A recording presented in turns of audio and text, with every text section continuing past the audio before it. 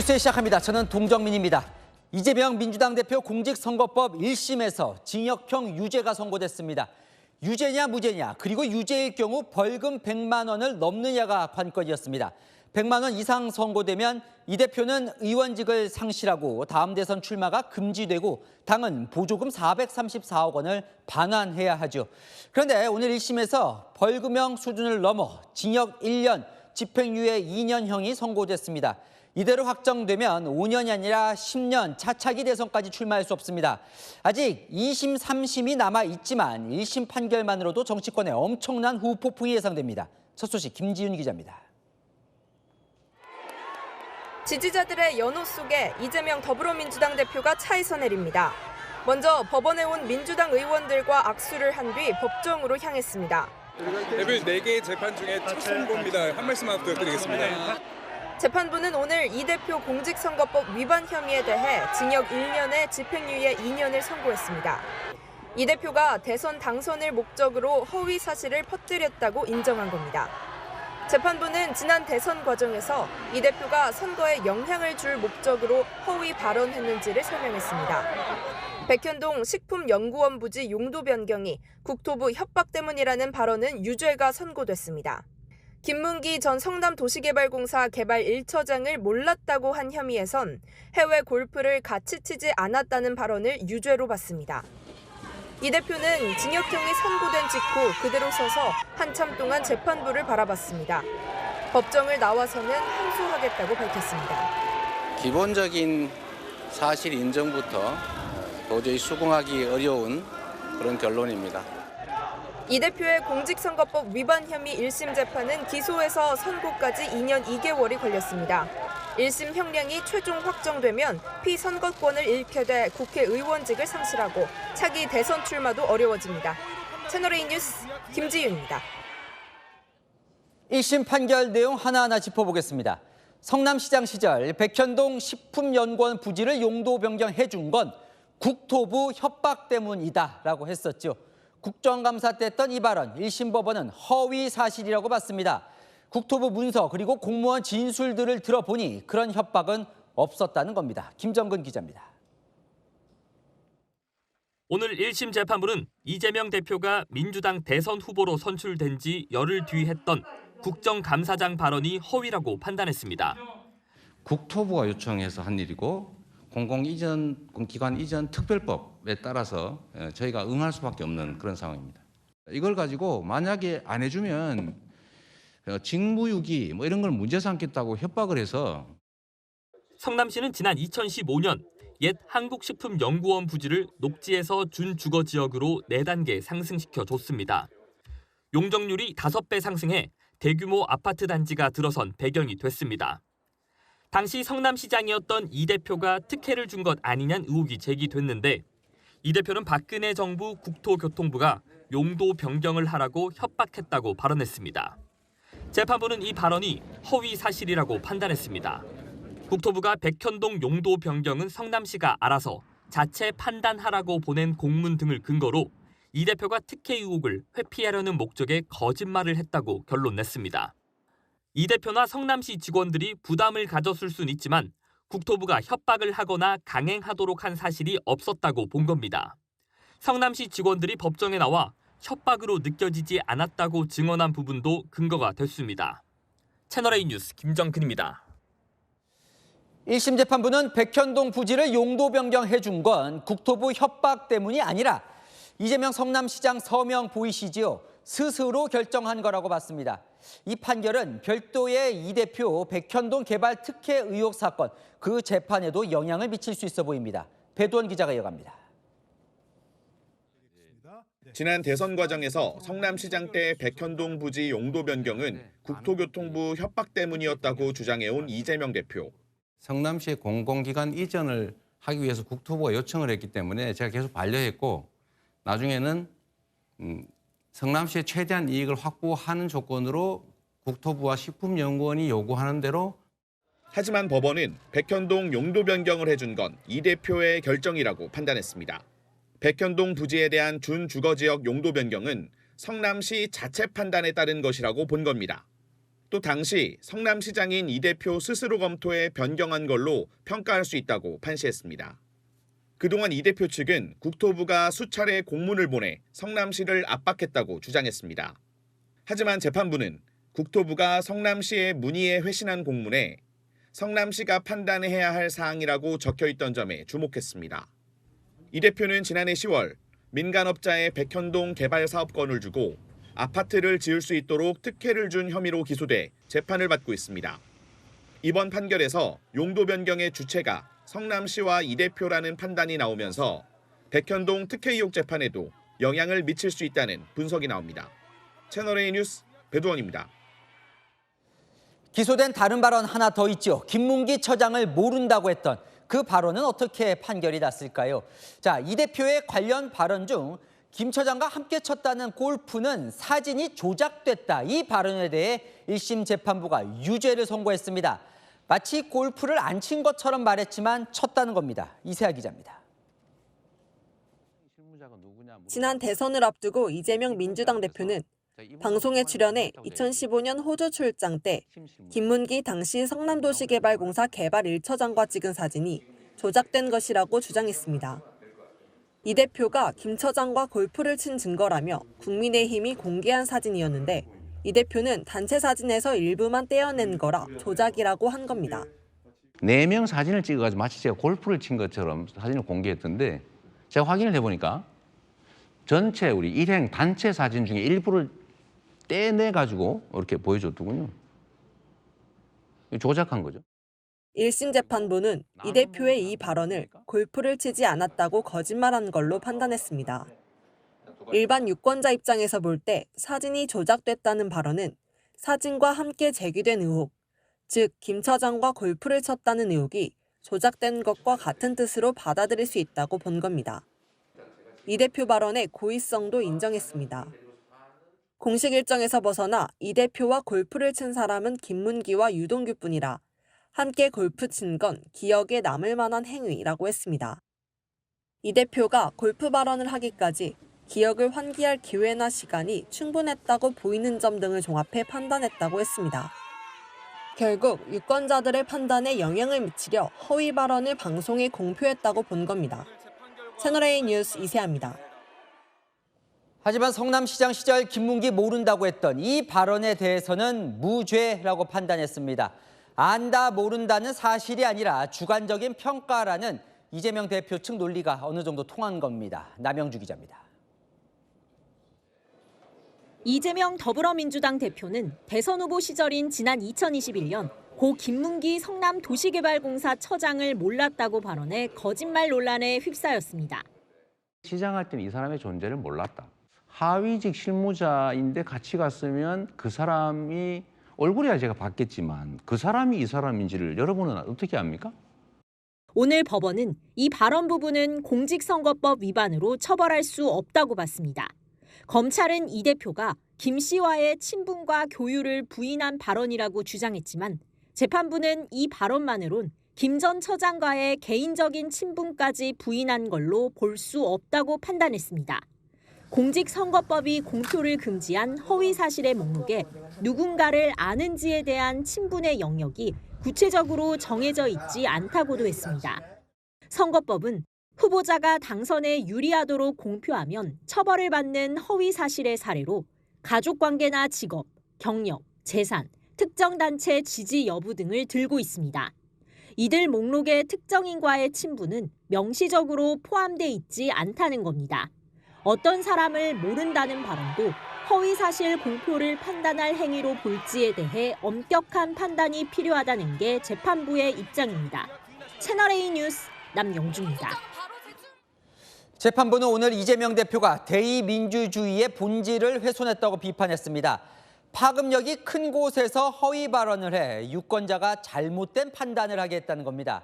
전 국민에 생중계된 국정감사나 파급력이 큰 대중매체에서 허위 사실을 유포했다는 거죠. 김세인 기자입니다. 재판부는 이재명 더불어민주당 대표에게 중형을 선고한 이유에 대해 대의민주주의의 본질을 훼손할 염려가 있다고 봤습니다. 특히 이 대표의 범행이 방송을 매체로 이용해 파급력과 전파력이 컸다고 지적했습니다. 방송을 통한 대선 후보자의 허위 발언이 선거 과정에서 유권자에게 미치는 영향이 컸다고 본 겁니다. 허위라고 판단한 이 대표의 발언에 대해서도 모두 후보자의 능력과 자질에 관한 중요한 사항이라고 할 수 있다고 밝혔습니다. 대장동과 백현동 개발특혜 의혹은 지난 대선 과정에서 이 대표에 관한 국민적 관심사였는데 이에 대한 해명 명목으로 허위 사실을 공표한 걸 무겁게 본 겁니다. 그간 민주당은 후보자의 인식과 생각은 처벌 대상이 안 된다고 주장해왔습니다. 협박을 받았다라는 것은 후보자의 인식입니다. 인식과 생각, 의견은 처벌 대상이 아니다라면. 하지만 재판부는 일반 유권자들이 잘못된 정보를 취득해 민의가 왜곡될 수 있는 위험성을 고려했다고 중형을 선고한 이유를 설명했습니다. 채널A 뉴스 김세인입니다. 민심과 역사의 법정은 영원하다. 선거 직후 법정 밖으로 나온 이재명 대표는 이런 말과 함께 항소의 뜻을 밝혔습니다. 1심 선고 순간엔 재판부를 응시한 걸로 전해집니다.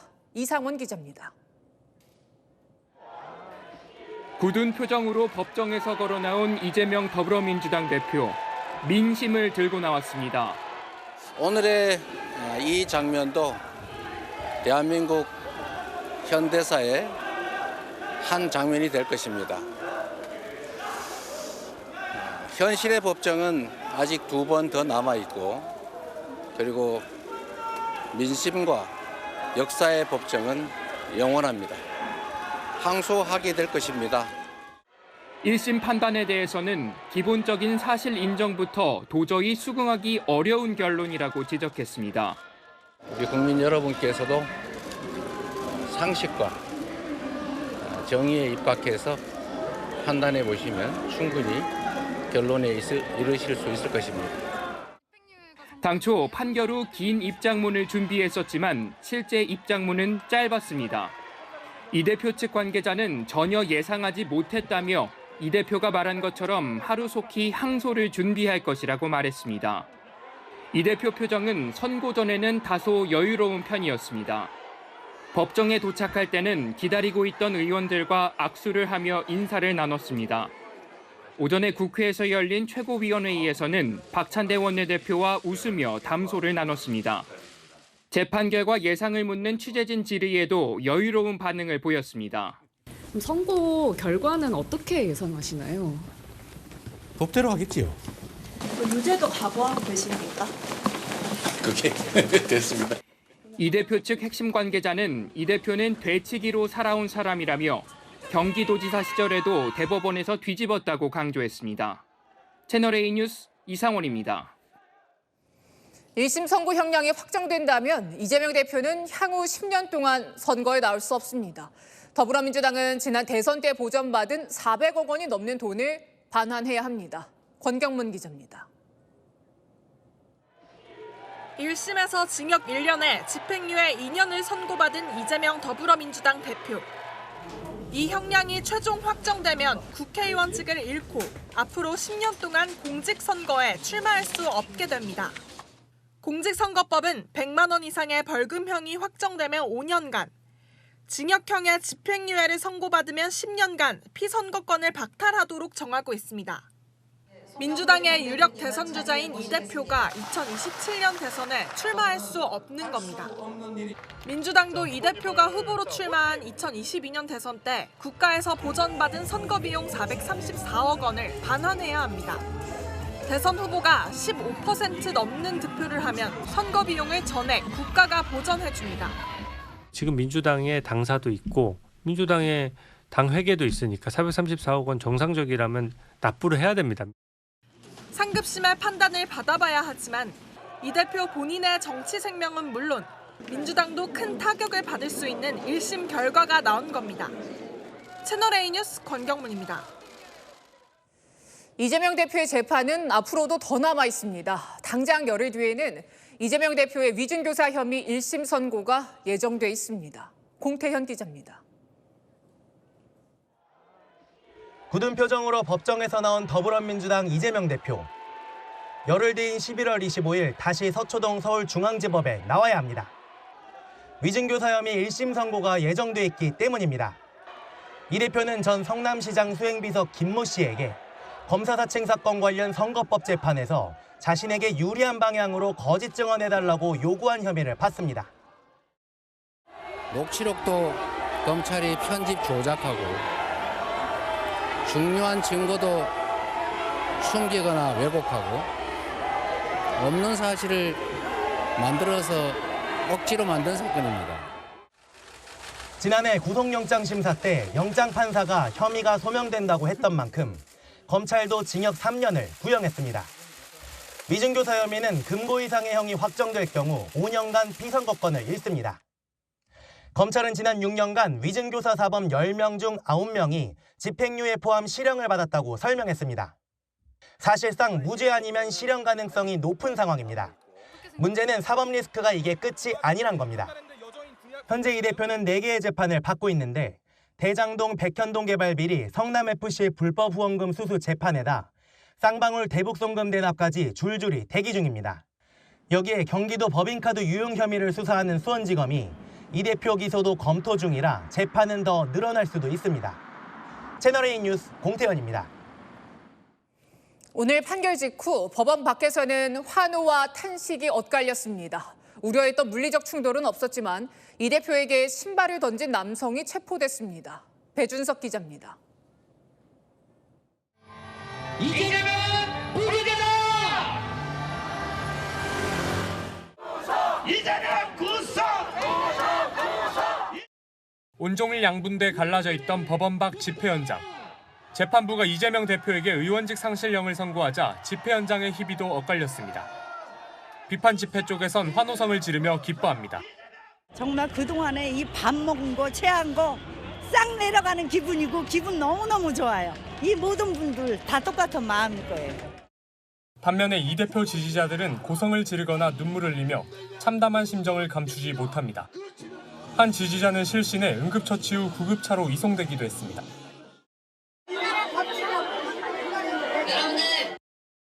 몇 년이 걸릴지 모릅니다. 우리가 지치지 말아야 됩니다. 힘들면 울어도 됩니다. 경찰은 40여 개 기동대 2,700여 명을 배치했는데 양세력의 물리적 충돌은 없었습니다. 다만 이재명 대표가 법원에 들어설 때 아찔한 상황이 벌어지기도 했습니다. 갑자기 하얀 신발이 이재명 대표 쪽으로 날아든 겁니다. 통제선 밖의 인파 속에 있던 남성은 경찰에 둘러싸여 바로 현장에서 체포됐습니다. 이 대표는 날아온 운동화에 맞지는 않은 것으로 확인됐습니다. 채널A 뉴스 배준석입니다. 더불어민주당은 충격에 빠졌습니다. 이 정도 결과가 나올지는 몰랐다는 반응인데요.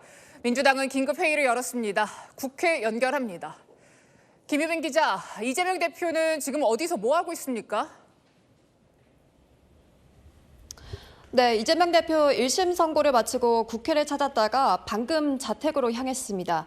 민주당은 적극적으로 반박하고 있는데요. 조승래 민주당 수석 대변인은 윤석열 정권의 정적 죽이기에 화답한 정치 판결에 깊은 유감을 표한다고 입장을 밝혔습니다. 김문기 씨와 골프를 친 적이 없다고 얘기했다는 부분에 대해서 박균택 의원은 이 대표는 골프를 쳤다 안 쳤다 얘기한 적이 없다고 반박했습니다. 다만 꼭 골프를 친 것처럼 사진을 조작해놔서 그걸 지적했다는 겁니다. 또 국민의힘 쪽에서 15명이 관광을 하다가 찍은 사진을 확대해서 셋이서 골프를 친 사진이라는 여론전을 펼쳤다는 겁니다. 또 백현동 용도 변경 과정에서의 발언에 대해서도 국정감사장에서 했으니 면책특권이 적용된다고 주장했습니다. 민주당 의원들 반응은 어떻습니까? 네, 민주당은 전혀 예상하지 못했다는 분위기입니다. 오늘 서초동 집회에 참석한 민주당 의원들은 전반적으로 충격에 휩싸인 분위기입니다. 네, 민주당은 긴급 최고위원회의를 오후 5시에 소집한다고 공지했는데요. 앞부분을 공개한다고 했다가 급하게 취소하고 일부 지도부가 비공개로 현재 회의를 열고 있습니다. 민주당 대법원에서 형이 확정되면 선거보조금 434억 원을 반환해야 하는데요. 항소심에서 반드시 바로잡겠다는 입장입니다. 지금까지 국회에서 전해드렸습니다. 보신 대로 이재명 대표는 1심 판결 이후 민심을 언급했죠. 민주당은 내일 장외 집회로 반격에 나섭니다. 이 대표 1심을 오히려 지지층 결속의 계기로 삼겠다는 전략입니다. 이어서 백승현 기자입니다. 이재명 민주당 대표의 1심 유죄 판결에 민주당은 내일 광화문 장애 집회로 화력을 집중하고 있습니다. 내일 집회에서 윤석열 정부를 향해 공세 수위를 높이면서도 정치 탄압을 내세워 이 대표가 구심점을 잃지 않도록 하겠다는 계획입니다. 준비하고 있는 김건희 특검법 추진을 위한 장애 집회 같은 것들은 예정대로 진행을 할 거고요. 모든 수단을 다 동원해서 이 문제를 반드시 승리해 나가도록 할 것입니다. 앞서 이 대표는 지역 당원들에게 광화문 광장에서 국민이 나라의 주인임을 다시 한번 확실하게 보여달라고 집회 참석을 독려한 바 있습니다. 강성 지지자들도 뭉치고 있습니다. 내일 집회 아주 뜨겁게 가자. 내일 최대한 많이 나와야 한다. 슬퍼 말고 집회 나가자. 촛불이 아니라 횃불을 들고 싶다며 대거 참석을 예고했습니다. 내일 오후 4시 반부터 이 대표를 비롯한 당 지도부가 총집결해 릴레이 발언을 하고 집회를 마친 뒤 5시 반부터는 시민행진이 예정돼 있습니다. 당 일각에서는 이 대표의 최종심이 나오기 전에 탄핵이나 조기 대선에 더욱 박차를 가해야 한다는 의견도 나옵니다. 채널A 뉴스 백승현입니다. 자, 이재명 대표 받고 있는 재판 4건 중에 오늘 첫 결과가 나왔습니다. 판결 내용과 그리고 이재명 대표의 운명까지 아는 기자 정현주 기자와 법조팀 유준 기자와 알아보겠습니다. 먼저 자, 유 기자, 제일 사람들이 많이 기억하는 건 김문기 처장을 모른다는 이 발언에 대한 것. 4번 발언을 했거든요. 어떻게 나온 거죠? 네, 국민의힘이요. 김문기 씨와 골프를 친 것처럼 사진을 공개했는데 조작이다. 이게 이 대표의 발언입니다. 이 대표는 김문기 처장이 숨지고 난 다음 달부터 총 4번 방송에서 이렇게 이야기를 합니다. 성남시장 시절에 김문기 성남도시개발공사 처장을 몰랐다. 하위 직원이라 개인적으로 아는 사이가 아니었다는 취지였습니다. 이 3번의 방송 발언은 무죄가 나온 반면에 고 김문기 씨와 골프를 친 것처럼 보이는 사진이 조작이라고 한 이 마지막 발언이 유죄 판단을 받았습니다. 실제로 호주 출장에서 골프를 함께 친 게 사실인데 치지 않은 것처럼 들리게 말했다는 겁니다. 민주당은 뭐라고 해요? 네, 이 대표 변호인이었죠. 박균택 민주당 의원이 조목조목 반박을 했는데요. 이 대표가 김문기 전 처장과 골프를 쳤는데 골프 사건이 조작됐다고 발언한 건 허위 사실이라는 판결에 이 대표는 골프를 안 쳤다고 발언한 게 아니라 골프 사진이 조작됐다고 이야기한 거라고 반박했습니다. 실제 국민의힘은 15명이 찍은 사진을 3명만 확대해서 조작했다고요. 백현동 관련해 국토부가 협박했다는 부분도 과장된 표현일 수는 있지만 거듭된 요구가 있었다고 강조했습니다. 그리고 국정감사장에서 진술한 건 면책 특권이 있다고도 반박했습니다. 민주당은 아니라고 하는데 이 주장 어떻게 봐야 됩니까? 재판부 결론은요, 민주당 주장과 전혀 달랐습니다. 재판부는 골프 사진은 조작이다라고 말한 건 유권자들이 듣기에는 이재명 후보가 김문기 처장과 골프를 안 쳤구나, 골프를 쳤다는 주장 자체가 거짓말이구나 이렇게 이해할 수밖에 없다는 겁니다. 백현동 발언과 관련해서도요, 재판부는 이 대표가 법적 의무 때문이 아니라 국토부 협박 때문에 용도 변경을 했다. 이 부분이 거짓말이라고 결론을 내렸습니다. 실제 국토부가 보낸 공문을 보면 성남시가 판단하라 이렇게 적혀 있었다는 겁니다. 자, 이게 제일 궁금한데요. 사실 벌금형도 아니고 징역형이라는 이게 무거운 형량이 나온 이유가 뭘까요? 네, 오늘 유죄로 인정된 부분 말씀드리면서 정리를 한번 해보겠습니다. 백현동 개발 사업 과정에 국토부 협박을 받았다. 김문기 시장과 골프를 쳤다고 조작했다. 이 두 발언은 유죄입니다. 또 성남시장 시절 김문기 처장을 몰랐다. 이 발언은 무죄. 결국 합쳐서 징역 1년의 집행유예가 선고된 겁니다. 법원의 양형 기준에는 전파성이 높은 허위 발언, 또 유권자 판단에 중대한 영향을 미치는 허위 발언은 가중처벌하도록 하고 있습니다.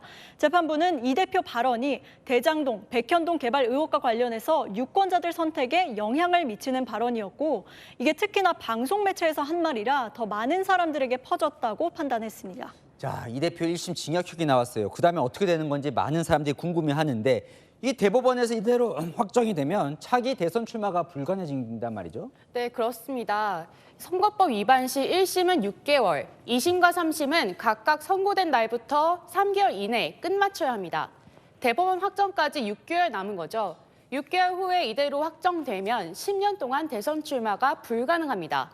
사실상 정치 생명이 끝나는 셈이 되니 이 대표 마음이 급할 수밖에 없죠. 그러니까요, 유준 기자. 이제 오늘 1심인데 2심, 3심에서 어떻게 뒤집어질 가능성은 있습니까? 네, 이 대표가요, 법원의 유죄 판단을 뒤집었던 이력이 있기는 합니다. 2019년이죠. 경기지사 시절에 친형 강제 입원, 대장동 개발 관련 허위 발언을 했었는데 2심에서 벌금 300만 원을 받았다가 대법원에서 최종 무죄를 받았습니다. 하지만 이번에는 벌금형이 아니라 징역형입니다. 오늘 유죄가 선고된 혐의 가운데 최소한 하나는 결론을 뒤집어야 형량을 낮출 수 있을 걸로 보입니다. 또 여기에 성공을 해도요, 벌금 100만 원 이상 형이 나오면 대선 출마는 불가능해집니다. 네, 오늘이 끝이 아닌 게 열흘 뒤에 바로 위증교사 1심 선고가 또 있습니다. 네, 맞습니다. 사실 이 대표나 민주당이 더 주목하고 있는 게 바로 이 위증교사 사건입니다. 실제로 이 대표가 16장 분량의 진술서를 직접 써서 내기도 했고요. SNS에도 계속 위증교사 의혹이 생긴 그 녹취록을 직접 올리면서 무죄를 호소하고 있습니다. 그러게요. 근데 왜 더 주목할까요? 이 위증교사 사건은요, 유죄가 인정되면 벌금형이 나오기가 참 어렵기 때문입니다. 실제로 검찰이 지난 결심 공판 때 낸 통계를 보면 지난 6년간 위증교사범 10명 중 9명이 실형을 받았거든요. 이 재판에서도 금고형 이상 형이 확정되면 이 대표 의원직을 잃고 대선에도 출마할 수가 없게 됩니다. 자, 민주당 분위기는 좀 어떻습니까? 이제 총선 이후에 확고했던 이재명 대표 리더십이 좀 흔들릴 수 있는 분위기입니까? 네, 일단 문재인 정부 청와대 출신 민주당 의원들 1심 판결을 비판하는 성명서를 냈습니다. 이재명 대표와 더욱 일치단결해서 윤석열 정권에 맞서 싸우겠다고 했는데요. 아무래도 이 대표를 흔들 세력으로 지목되다 보니 더 먼저 나선 걸로 보입니다. 일단 다음 대선 주자가 이재명 대표가 아닐 수도 있다는 가능성이 제기된 것 자체가 작은 금이 간 걸로 볼 수 있습니다. 열흘 뒤 위증교사 1심 선고까지 중형이 나올 경우 술렁일 가능성 있습니다. 3김이라고 하죠. 김경수 전 경남지사, 김동연 경기지사, 김부겸 전 총리 등이 일단 서서히 몸을 푸는 분위기입니다. 자, 그러면 이 상황에서 민주당, 특히 친명 쪽은 뭘 할 수 있는 거예요? 네, 2심에서 뒤집으려고 노력하는 것과는 별개로 오히려 대정부 투쟁에 불을 붙일 예정입니다. 제가 선고 직후 취재를 해보니까요. 한 민주당 의원이 저한테 이렇게 되면 대통령 빨리 끌어내릴 수밖에 없다고 하더라고요. 대법원에서 최종 당선 무효형 나오기 전에 개헌 또는 탄핵에 나서겠다는 건데요. 그동안 불이 붙지 않았던 대정부 투쟁 집회에 분노한 지지자들이 광장으로 뛰쳐나올 가능성도 그런 전망도 나옵니다.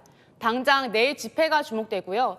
민주당 핵심 관계자 1심 선고 전부터 김건희 여사 특검법 재표결은 윤 대통령 탄핵 출발점이 될 것이라고 하더라고요.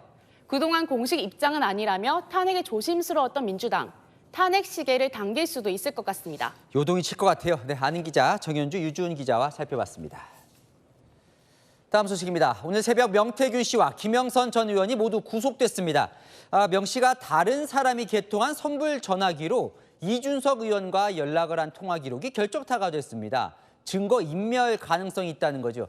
검찰은 구속 당일인 오늘부터 명 씨를 소환 조사했습니다. 송정현 기자입니다. 공천 개입 의혹 핵심 인물인 명태균 씨가 구속됐습니다. 법원은 오늘 새벽 증거인멸 염려가 있다며 명 씨와 김영선 전 의원의 구속영장을 발부했습니다. 지방선거 공천 목적으로 돈을 건넨 혐의를 받는 예비후보 2명만 범죄 성립 여부에 다툼이 있다며 구속영장이 기각됐습니다. 명 씨는 타인 명의의 선불 전화기를 사용한 기록이 구속심사에서 불리하게 작용한 걸로 알려졌습니다. 검찰은 구속심사에서 명 씨가 지난달 21일부터 지인 명의로 개통한 선불폰을 이용했다고 밝혔습니다. 명 씨가 선불 전화기로 이준석 의원, 함성득 교수 등과 통신한 기록도 공개한 걸로 전해졌습니다.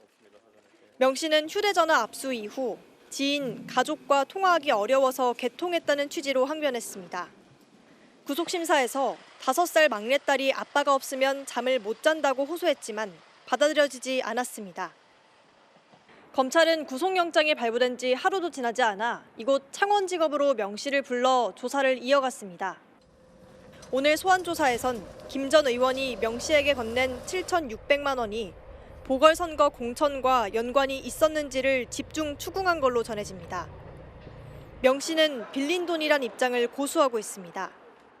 김영선 관련해서는 자기가 선거 기간에 대납했던 돈을 반환받은 것으로 지금 진술하고 있고 그게 또 사실이라고 합니다.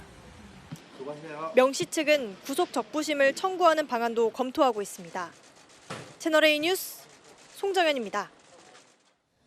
명태균 씨가 공개했던 김건희 여사와의 카카오톡 기억나시죠? 거기서 말한 오빠가 대통령이냐 친오빠냐 논란이 컸었는데 검찰이 어제 구속심사에서 공개되지 않았었던 대화 뒷부분을 판사에게 제출했습니다. 이 명확하게 오빠가 김 여사 친오빠를 의미한다는 걸 알 수 있는 문구가 쓰여 있었다는데요. 강보인 기자입니다.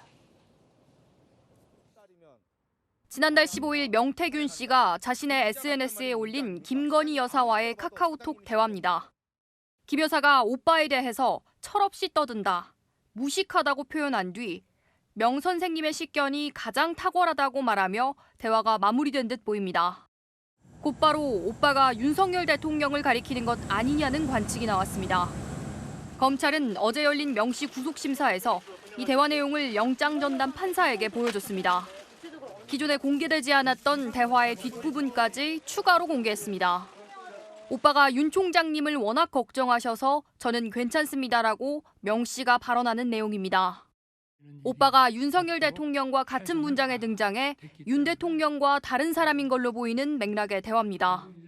검찰은 명 씨 발언이 신빙성이 없고 사회적 논란을 일으켜왔다는 점을 설명하면서 공개를 한 겁니다.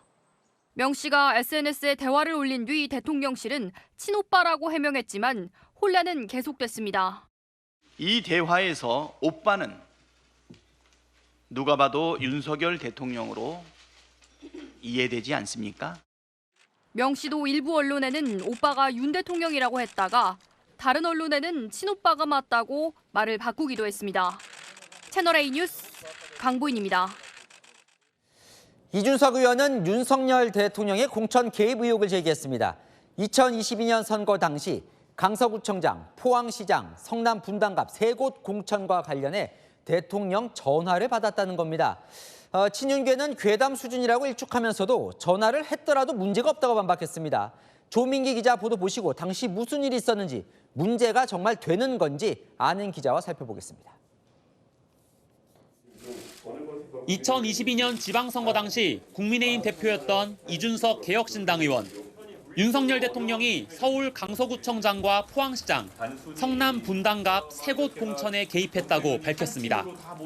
포항시장 공천을 두고는 대통령이 역정을 냈다고 했습니다.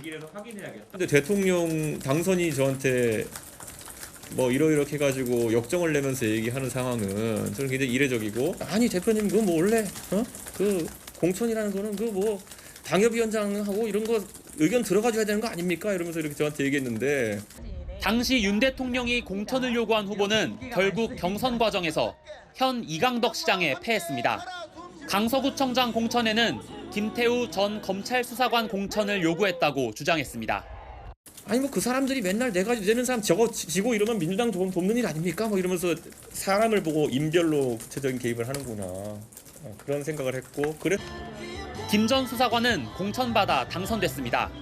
이 의원은 윤 대통령이 성남 분당갑 안철수 의원 공천도 요청했다고 주장했습니다. 이 의원은 윤 대통령이 개입한 지역이 더 있음을 암시하며 당대표도 잘라냈는데 공천에 별일 없었겠냐고 날을 세웠습니다. 친윤계는 사실 묵은 괴담이라면서 대통령의 의견 제시는 문제되지 않는다고 선을 그었습니다. 대통령실은 침묵한 가운데 이강덕 시장, 안철수 의원 등 당사자들은 잘 모른다고만 답했습니다.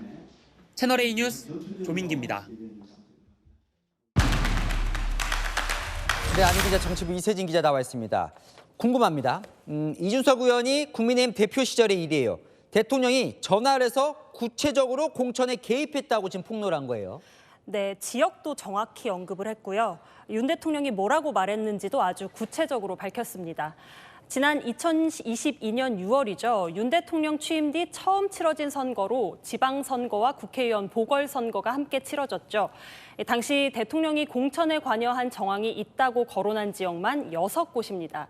대통령이 직접 공천 언급했다고 주장한 곳은 안철수 의원의 분당갑, 현재 이강덕 시장인 포항, 그리고 강서구청장이고요. 경기지사 나갔던 김은혜 의원, 김진태 강원도지사 공천, 그리고 김영선 전 의원도 이 의원이 거론을 했죠. 그러니까 대통령이 대표에게 여기 공천을 주세요. 만약에 했다 이건데 이게 문제가 됩니까? 어떻습니까? 네, 이게 기준입니다. 공직선거법 57조 6항 공무원은 그 지위를 이용해 당내 경선에서 경선 운동을 할 수 없다. 바로 이 조항인데요. 먼저 공무원의 대통령 당선인이 해당이 될까요? 현재까지 공개된 통화는 대통령 취임 전으로 한정되는데 해석은 갈립니다. 민주당에선 당선인 신분이었더라도 공무원에 준한다고 보지만 국민의힘은 공무원이 아니라는 거죠. 자, 어쨌건 전화를 그랬다면 그 자체는 문제가 되는 겁니까? 네, 다시 공직선거법으로 돌아가 보겠습니다. 당내 경선 운동을 할 수 없다는 부분인데요. 여기서도 갈립니다. 민주당은 박근혜 전 대통령의 공천 개입 사건 유죄 판결을 끌고 와서 죄가 성립된다라고 하는데요. 국민의힘은 정반대로 해석합니다. 그때 박근혜 전 대통령 징역 2년 확정 판결 받았었거든요. 그런데 다르게 볼 수 있다는 거예요. 네, 민주당은 윤 대통령이 박 전 대통령 때보다 더 문제라고 주장을 합니다.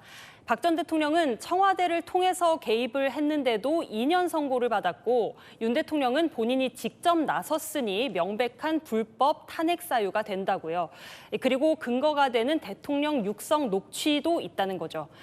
하지만 국민의힘은 판결 내용을 자세히 뜯어보라고 합니다. 2심을 보면 경선운동 혐의는 일부 무죄가 났고요. 2심 판결문을 보면 유권자의 실질적인 선거권 행사에는 큰 영향을 미치지 않았다고 쓰여 있습니다.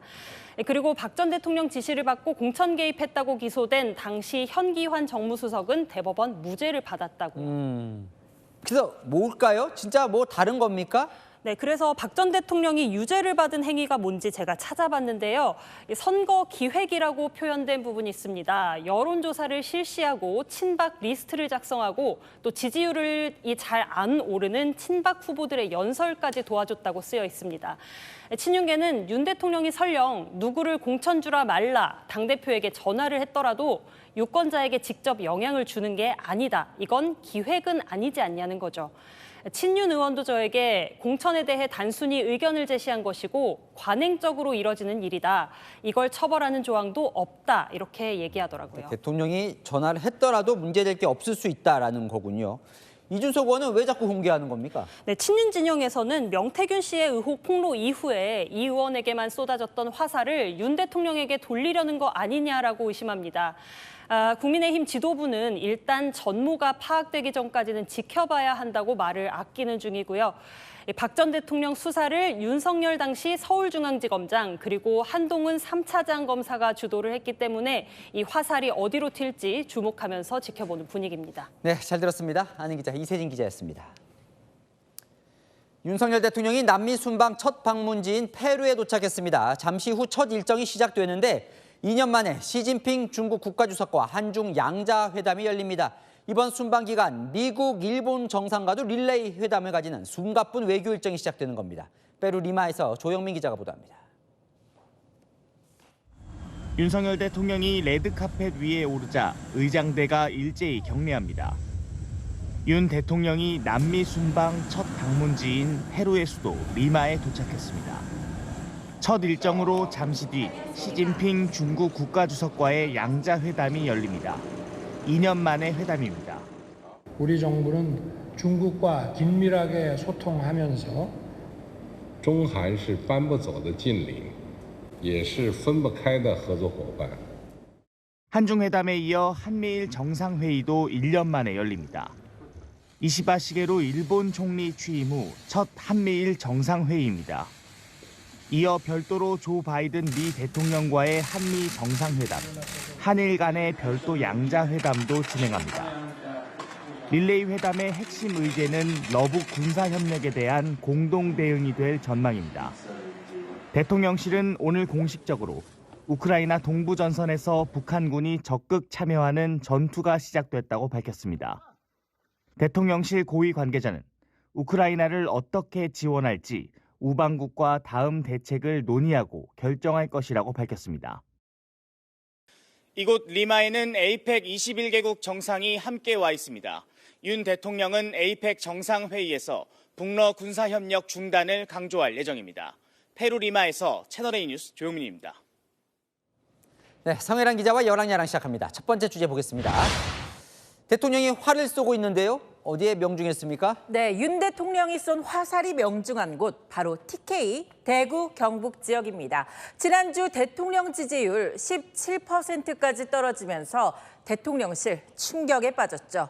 기자회견이 반영된 오늘 새로운 성적표가 공개됐습니다. 한번 보실까요? 볼까요? 네, 20%니까 조금 올랐네요. 네, 3%포인트 올라서 3주 만에 20%대 회복했습니다.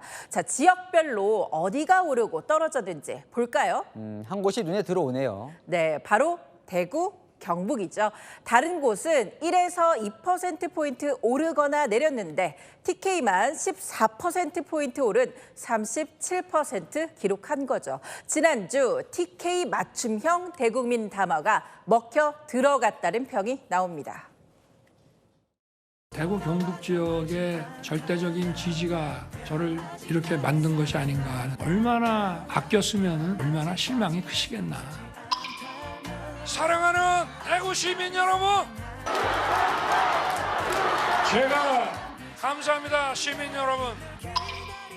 너는 임마 왜 이렇게 맨날 혼나고 다녀? 빠져나가시니까 지금 지지율이 대통령 지지율이 왜 17%까지 떨어진 거예요? 앞으로 좀 잘해봐 하는 그런 것도 있다고 좀.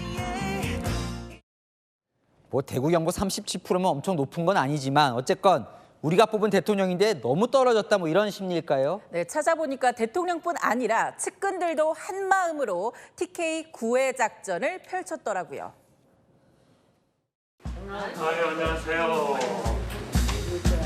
안녕하셨어요.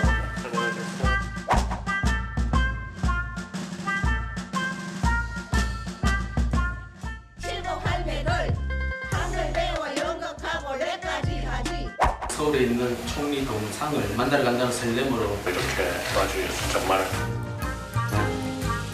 여론조사에도 열심히 일해주시고 10개 중에 4개 마음에 안 들어도 6개 마음에 들면은 그래 잘하고 있다 이렇게 해주셔야.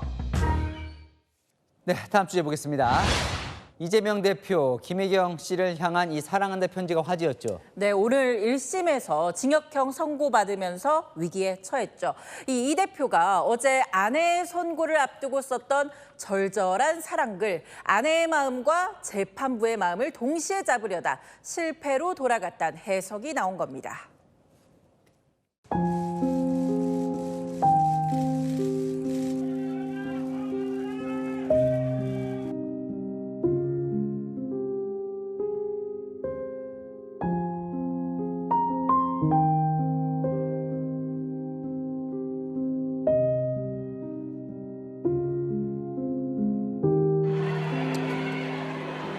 오늘 재판 결과 한 말씀만 부탁드리겠습니다. 조용히 좀 해줄게요. 김혜경 씨도 어제 벌금형 150만 원 뭐 세게 나왔는데 이례적인 편지였어요, 사실? 네, 맞습니다. 하지만 여권은 이 대표의 사랑꾼 변신에 일제히 싸늘한 반응을 보였습니다. 사랑까지 이용해서 감정에 호소하는 거냐고요. 뭘 그렇게 애정사를 정치에 이용해서 동정표를 얻으려 하십니까? 그 링 하나 못 살 재산인지 그냥 사주십시오. 손발이 오글거리는 것도 다 시공간이 다 오글거리는 느낌, 그런 캐릭터는 아니셨는데 감정에 호소하고 자기들끼리 눈물이 나느니 사랑을 하느니 놀고들 있네. 사실 사랑꾼이라고 공격받던 사람은 대통령이었는데 공수가 좀 바뀌었네요. 맞습니다. 불과 일주일 전만 해도 윤 대통령 담화 두고 이 사랑꾼이라고 공세했던 민주당 역공을 당하자 이렇게 되받아쳤습니다. 저를 타겟으로 해서 제 처를 악마화시킨 거는 있습니다. 어떤 면에서 보면은 좀 순진한 면도 있고. 가장 박절하지 않은 명품 사랑꾼은 윤석열 대통령 아니겠습니까? 아내에 대한 사랑을 정말 사랑 가득히 정말 명품 사랑꾼이라고밖에 표현이 안 되는데. 현명한 정치 지도자의 화살, 특정 지역도 사랑도 아닌 민심이란 관역 겨눠야겠죠. 네, 지금까지 열악야랑이었습니다. 일론 머스크가 정부 효율부에 사람 구하기에 직접 나섰습니다. 구인 조건이 특이한데요. 주 80시간 이상 일할 IQ 높은 사람을 찾는데 무보수라고 합니다. 정다은 기자입니다.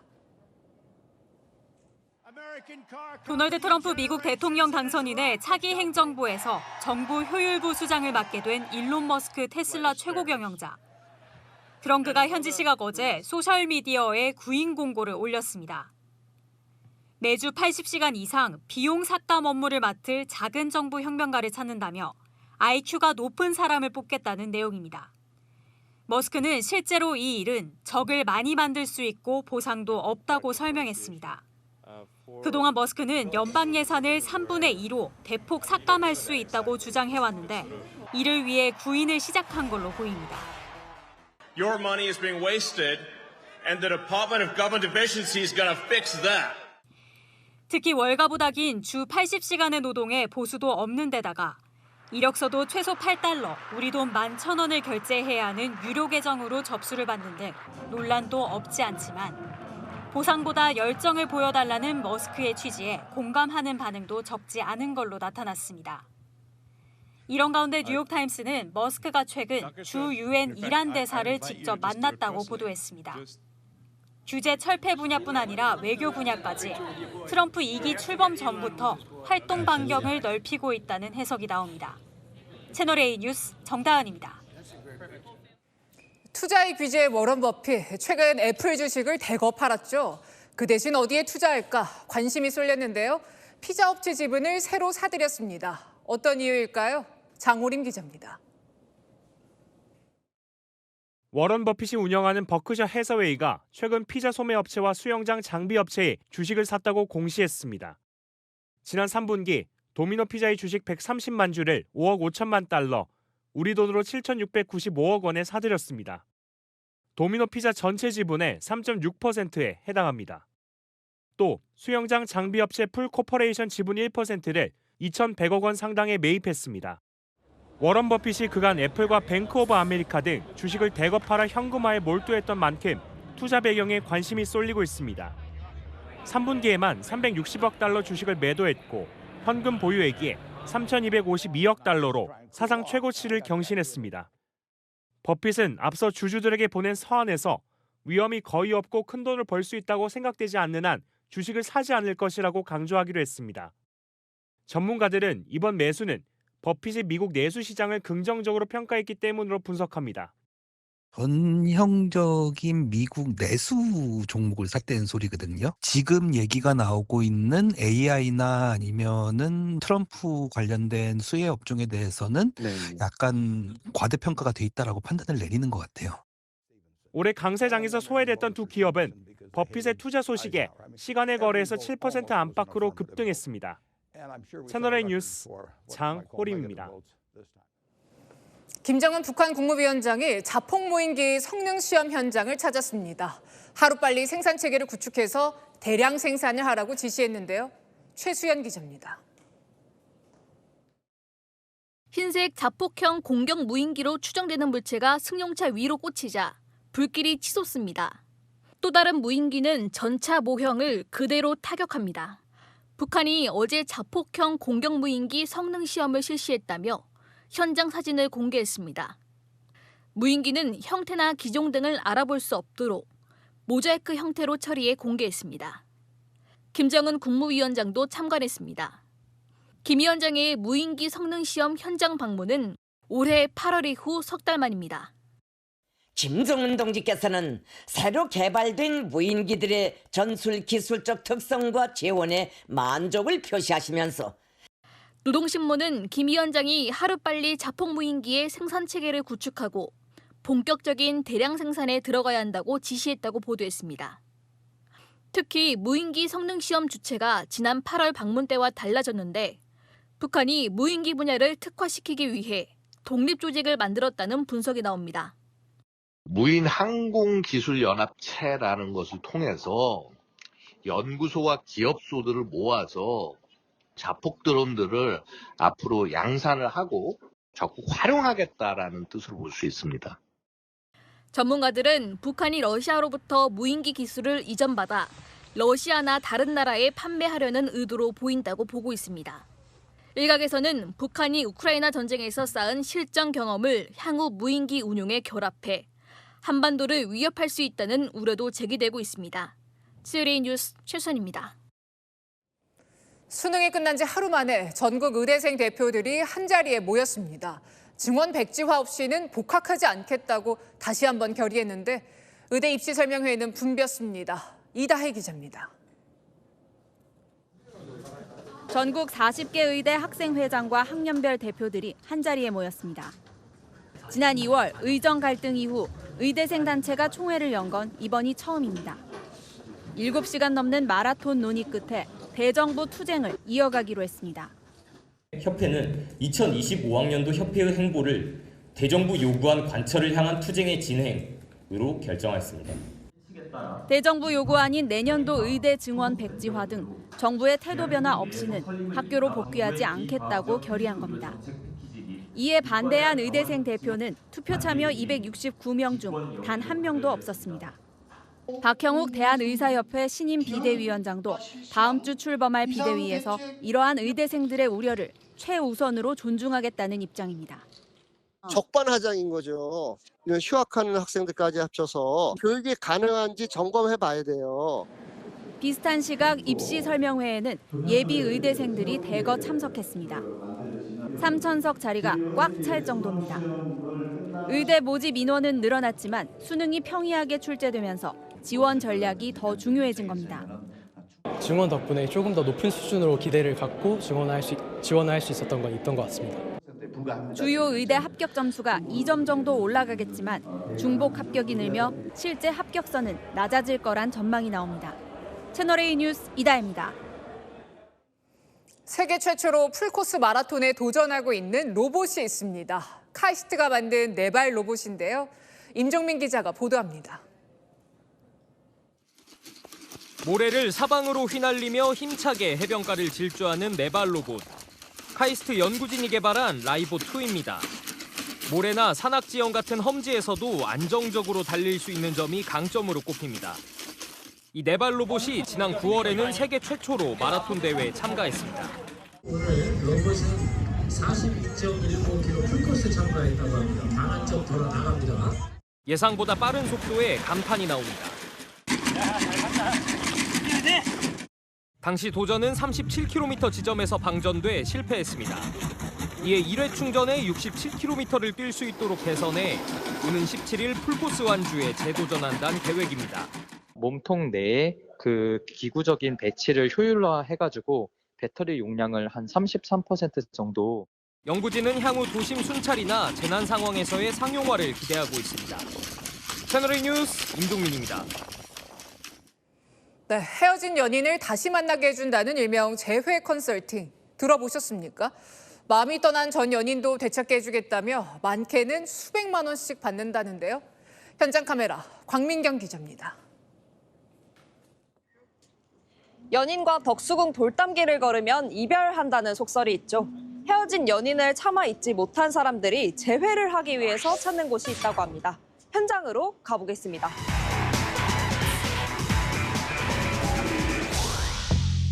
서울의 한 재회 컨설팅 업체에서 상담을 받아봤습니다. 골든타임만 해도 보통 10일 안에 오시거든요.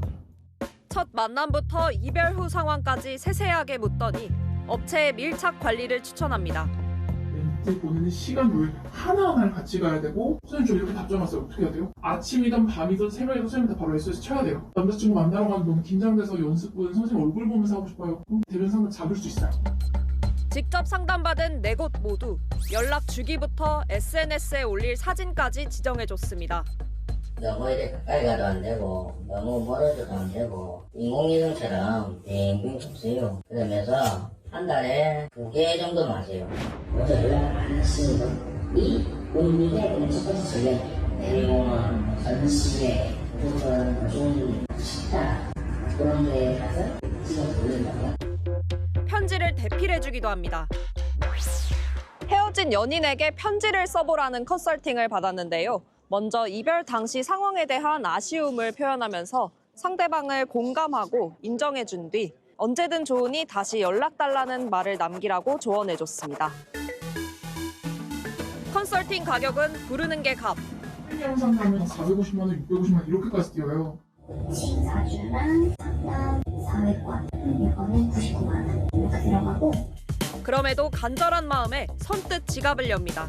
적어도 100 정도는 쓰지 않았을까. 전 남자친구랑 다시 만나보고 싶어서. 근데 그거를 제 힘으로는 못할 것 같아서 어딘가에 도움을 청하고 싶었어요.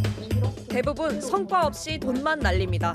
상대방이 너로 인해서 떠나갔다. 가스라이팅도 많이 당했던 것 같아요. 이별 기간도 더 길어지고 사람이 너무 피폐해졌던 것 같고. 상담 윤리에 어긋나는 요구를 하기도 한다는 게 업계 관계자 전원입니다. 1,500만 원 정도 손해를 봤는데 이제 그런 경우도 있고 남자친구가 헤어진 거는 성적으로 매력이 없어서다. 그러니까 매력을 내가 높여줄 테니까 내 말을 들으면 된다. 우선 나체 사진을 요구하거나. 전문적인 상담을 기대하기는 어려운 만큼 지나친 상술에 현혹되지 않도록 이용자 스스로의 주의가 필요합니다. 현장 카메라 광민경입니다. 봄처럼 포근한 가을이 이어지고 있습니다. 평년보다 8도 웃도는데요. 주말인 내일도 한낮 기온이 20도 안팎까지 오르겠습니다. 하늘은 흐린 가운데 오후부터 전국 곳곳에 비가 내리겠습니다. 비는 모레 새벽까지 이어집니다. 강원 동해안에 최대 40mm, 경북 동해안과 제주에 20mm, 서울을 비롯한 중부에는 최대 10mm가 내리겠습니다. 따뜻한 가을은 내일이 마지막이 될 것 같습니다. 찬 공기가 내려와서 일요일엔 하루아침 사이 9도 뚝 떨어지겠고요. 다음 주에는 기온이 더 떨어져서 영하의 추위가 되겠습니다. 한낮에도 한 자릿수에 그칠 전망입니다. 내일 기온은 서울과 강릉 14도, 안동은 11도에서 출발하고요.